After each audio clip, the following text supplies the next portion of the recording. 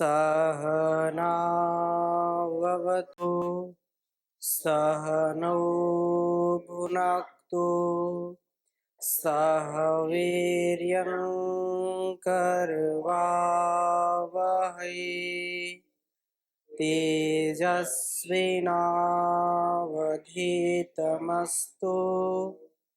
मा विद्विषावहै। ओ शांति शांति शांति।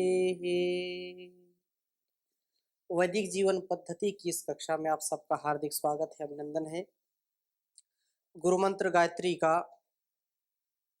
स्वाध्याय चल रहा है। ब्रह्म यज्ञ के अंतर्गत इस प्रसंग को हमने बहुत ही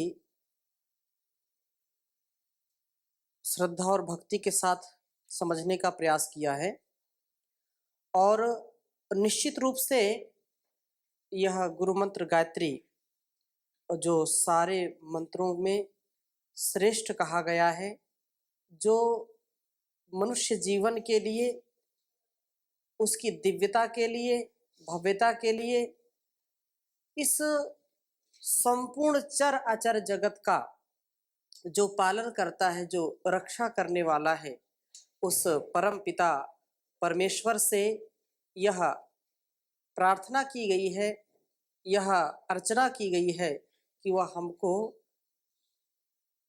सन्मार्ग की ओर प्रेरित करे, हमारी बुद्धि की शुद्धि हो। तो जिसमें हमने ओंकार के विषय में पिछली कक्षाओं में काफी चर्चा की है। आज हम अगली कड़ी को ले रहे हैं जो महाव्याहृतियों के नाम से जानी जाती हैं। इन ओम, उसका जो अर्थ है उसको तो हमने जानने का प्रयास किया ही। तीन जो महाव्याहृतियां हैं, इनके अर्थ भी हम समझने का प्रयास करते हैं। तो जो ओम, भूः, भुवः, स्वः, इनके विषय में काफी चर्चा हुई है। शास्त्रों में, उपनिषद में विशेषकर इसका संकेत किया गया है। तो इसको हम पहले लेते हैं कि भू क्या है। भू के संदर्भ में कहा भूरिति वै प्राणः। भू किसको कहते हैं? प्राण। भूरिति वै प्राणः, अर्थात इसका तात्पर्य यह है यह प्राणयति चराचरम जगत। इसका अर्थ और भी स्पष्टता के साथ लिख लीजिए। यह प्राणयति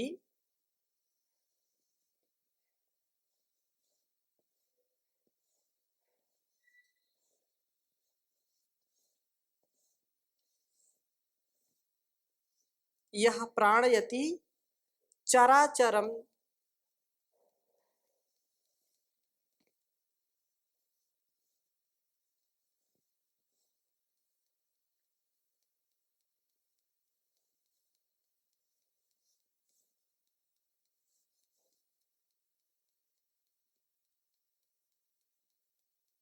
चराचरम जगत।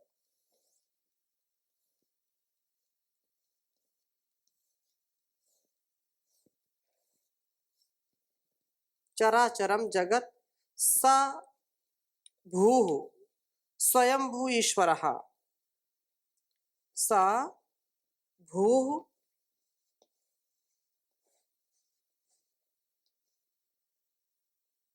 जगत, स लिख दीजिए यहाँ पर।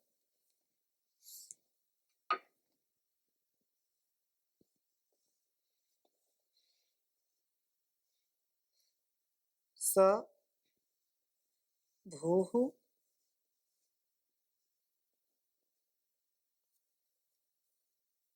स्वयंभू ईश्वरः।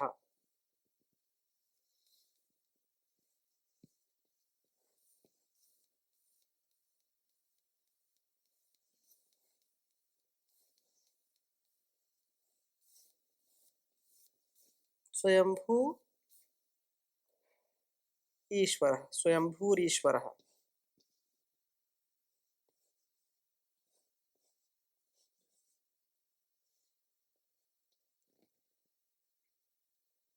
महर्षि दयानंद जी भी सत्यार्थ प्रकाश की तृतीय समोल्लास में लिखते हैं।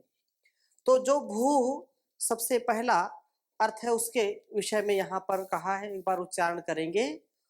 भूरिति वै प्राणः यह प्राणयति चराचरम जगत सा भूः स्वयंभूरीश्वरः। भूरिति वै प्राणः यह प्राणयति चराचरम जगत सा भूः स्वयंभूरीश्वरः। कह रहे हैं कि जो भू भू शब्द से कहा गया है तो वह जो सब जगत के जीवन का आधार है, प्राण से भी प्रिय और स्वयंभू है। जो प्राण से भी प्रिय है, प्राणों से प्रिय है, वह स्वयंभू है। स्वयंभू जो स्वयं आया हुआ है, स्वयं प्रकट हुआ है, वह किसी के होने से नहीं हुआ है, बल्कि उसके होने से ही सब होते हैं। वह स्वयं, आपने ईशोपनिषद पढ़ते समय भी ईश्वर के स्वरूप को जब आप पढ़ रहे थे तो आपने स्वाध्याय किया था, सापर्यगाशु क्रमकायमवृणम् अस्नाविरं शुद्धमपापविद्धं कविर्मनीषी परिभू स्वयंभू याथा तथ्यतोर्थान् व्यदधा शाश्वतीभ्यः समाभ्यः। स्वयंभू है वो, वह परिभू स्वयंभू, वह स्वयं इस संसार में आया हुआ है, जर्रे जर्रे में समाया हुआ है। इसलिए उस परमात्मा का कोई कारण नहीं है, बल्कि वो हम सबका कारण है, इस जगत का कारण है। इसलिए वह भूरिति वै प्राणः, वो प्राणों का भी प्राण है। वह परमात्मा क्या है? प्राणों का भी प्राण है, प्राणों से भी ज्यादा प्रिय है। संसार में सबसे ज्यादा व्यक्ति किसको चाहता है? अपने प्राणों की रक्षा, चाहे छोटी सी चींटी हो या विशालकाय हाथी हो, सब चाहते हैं कि मेरे जो है प्राण संकट में कभी ना पड़े। इतना तो उनको भी विवेक है, पशु और पक्षियों को भी विवेक है कि अपने प्राणों की रक्षा करना चाहते हैं, उनको भय होता है।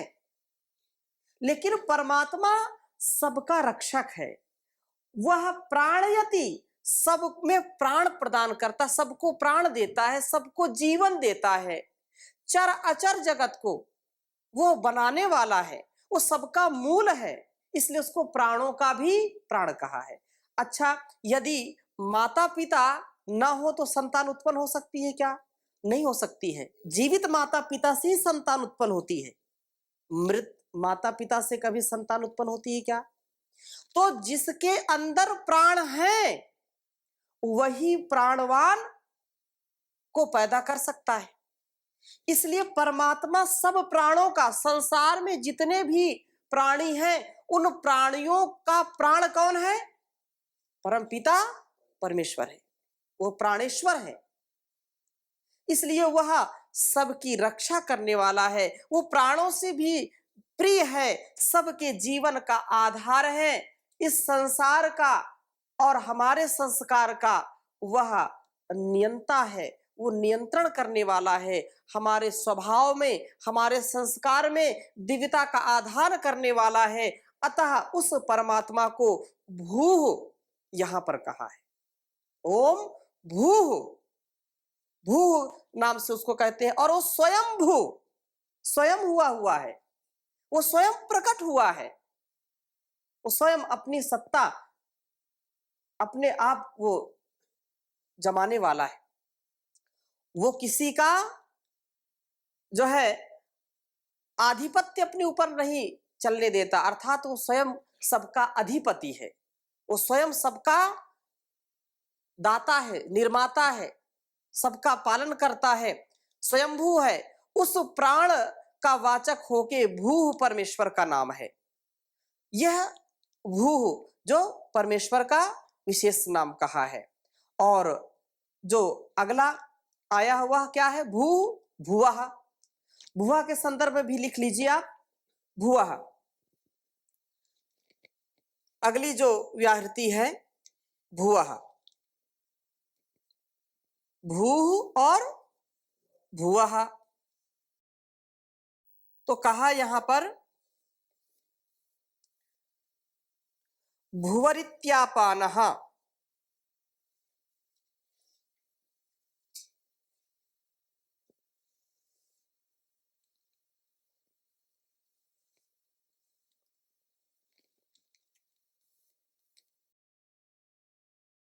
भुवरित्यापानः।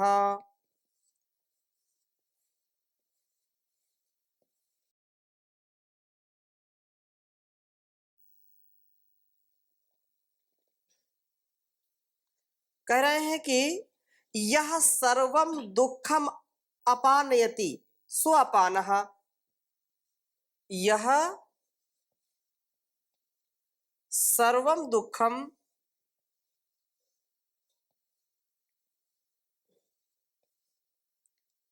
सर्वम दुखम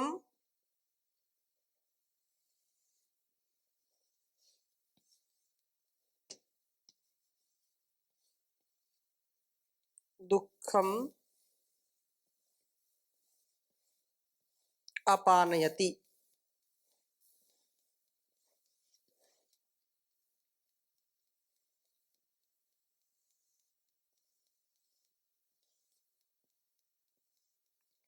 यह सर्वम दुखम अपानयति स्वापानः। यहां पर ईश्वर को भुवः कह करके संबोधित किया। तो भुवः क्यों है, पानः।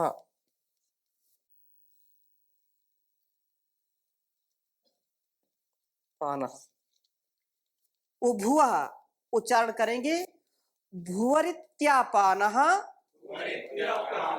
यह सर्वम दुखम अपानयति स्वापानः। भुवरित्यापानः यह सर्वम दुखम अपानयति स्वापानः। यहाँ पर कहा कि भुवः, जैसे वहां पर भू का अर्थ क्या कहा, प्राण। भुवरिति वही प्राणः, उसको प्राण कहा। और यहाँ भुवः, भू हो गया प्राण, प्राणों से प्रिय। और यहाँ क्या कहा, भुवः, उसको क्या कहा, अपानः।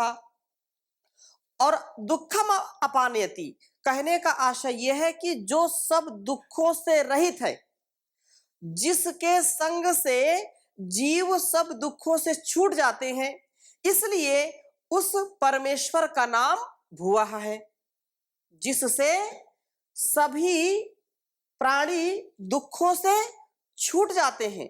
जो दुखों का निवारण करने वाला परमात्मा है, वो दुखम अपानयति, दुखों को हटाता है।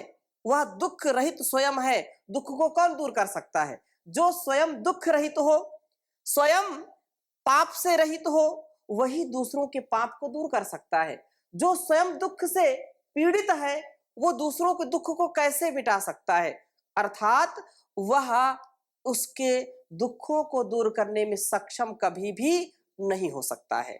परमात्मा का इतना सामर्थ्य है कि वह दुखी जनों का दुख दूर करता है। वह जो है दुख भरे संसार में भी इतना व्यक्ति को हर्षित कर देता है, उसको इतना विकसित कर देता है, पुष्पित और पल्लवित कर देता है कि उसका जीवन खिलते हुए पुष्प के समान चारों ओर मुस्कुराता है और वो सुगंधी अपने कर्मों की फैलाता है।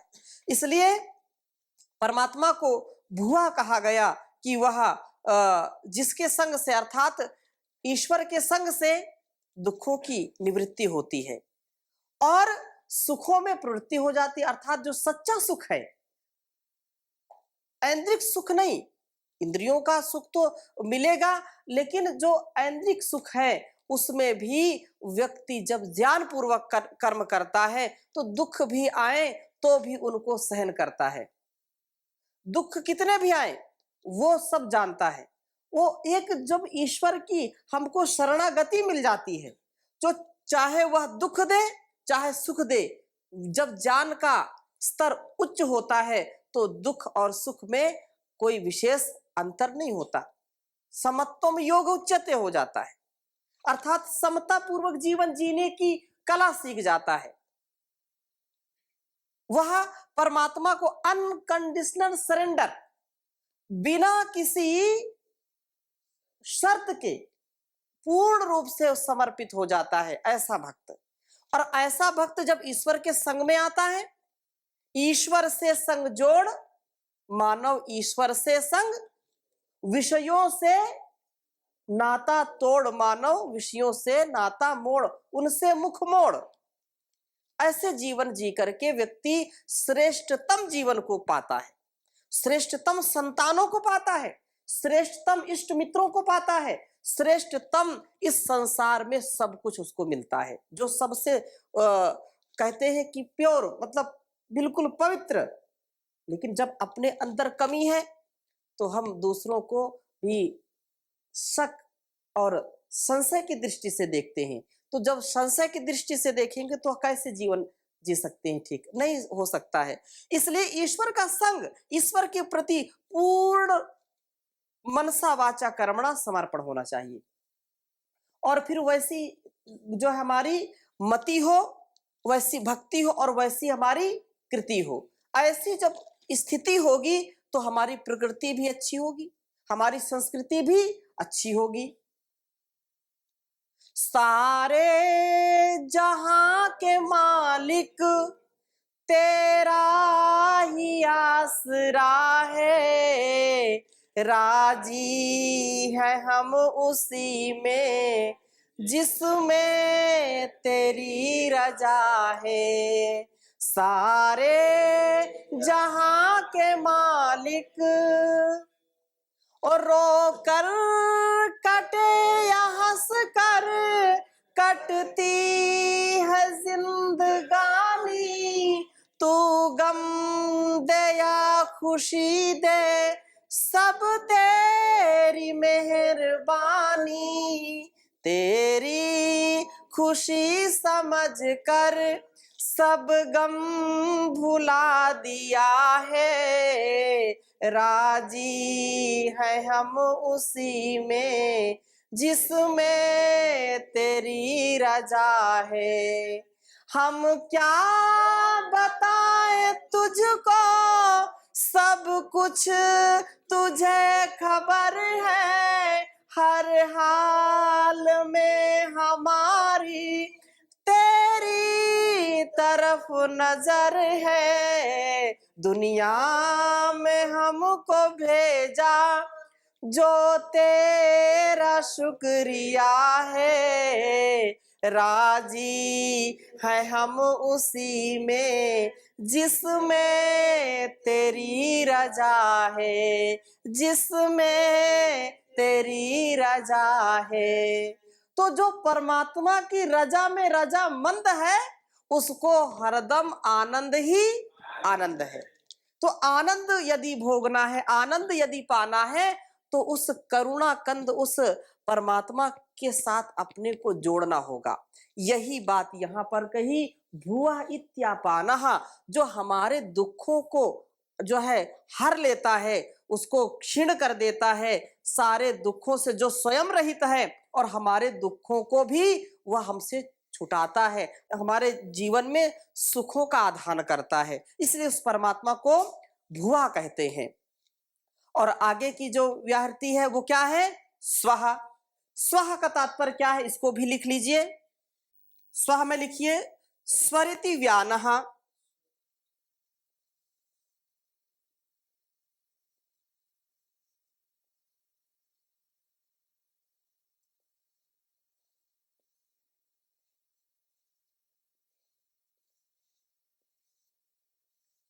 स्वरिति व्यानः।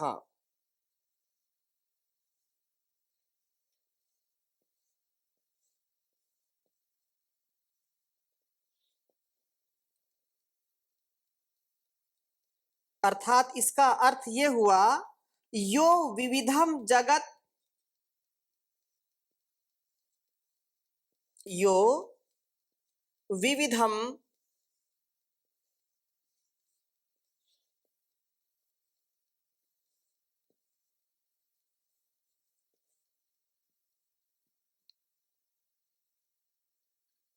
विविधम जगत,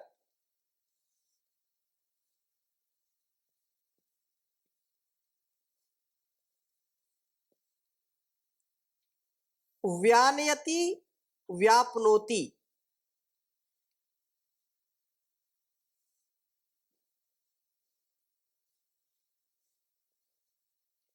व्यानयति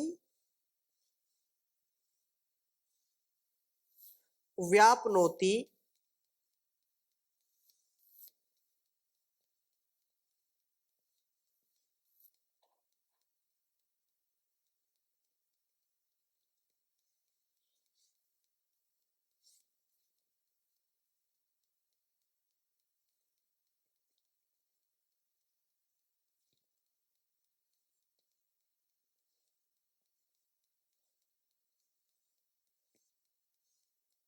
व्याप्नोति, सव्यानः,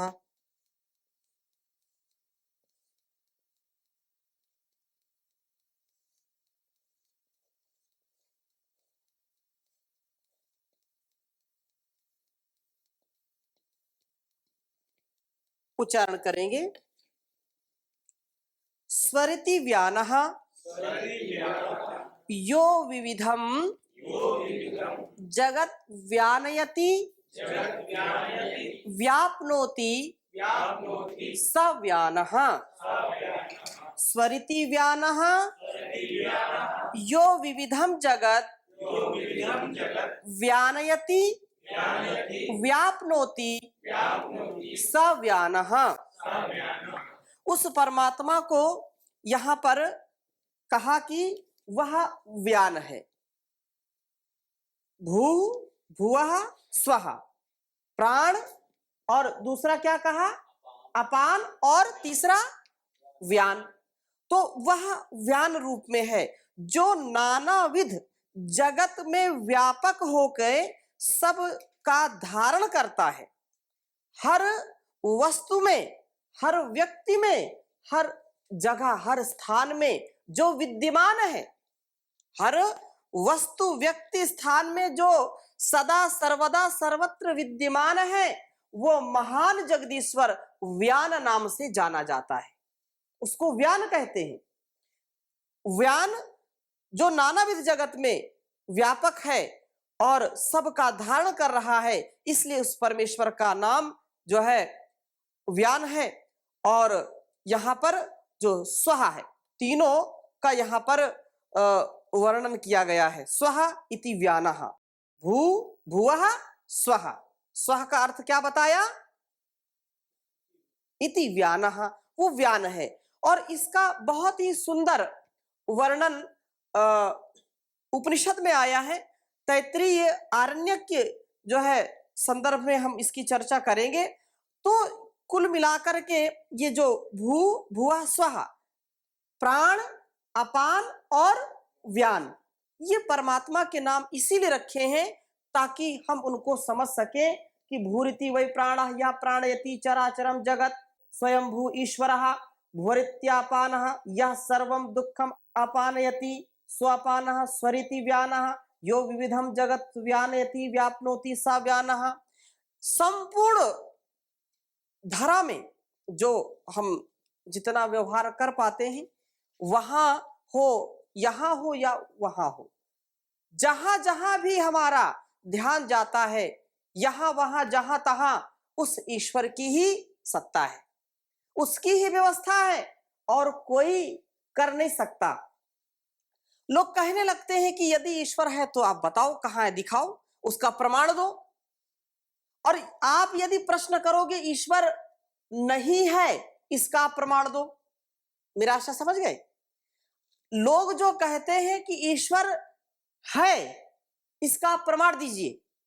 आप यदि उससे पूछो ईश्वर नहीं है, इसका आप प्रमाण दीजिए, तो आप अपने पक्ष में हजारों उदाहरण दे सकते हैं ईश्वर है, और वो एक भी उदाहरण नहीं दे सकता व्यक्ति की ईश्वर नहीं है। हा? वो तो हठ है, दुराग्रह है, वो जबरदस्ती है कि ईश्वर है तो फिर एक्सीडेंट क्यों होते हैं, ईश्वर है तो चोरी क्यों होती है, ईश्वर है तो ऐसा ऐसा क्यों होता है। ये केवल हठ और दुराग्रह है। लेकिन जब वह सृष्टि के कण कण में विद्यमान है तो तभी यह सारी व्यवस्था चल रही है।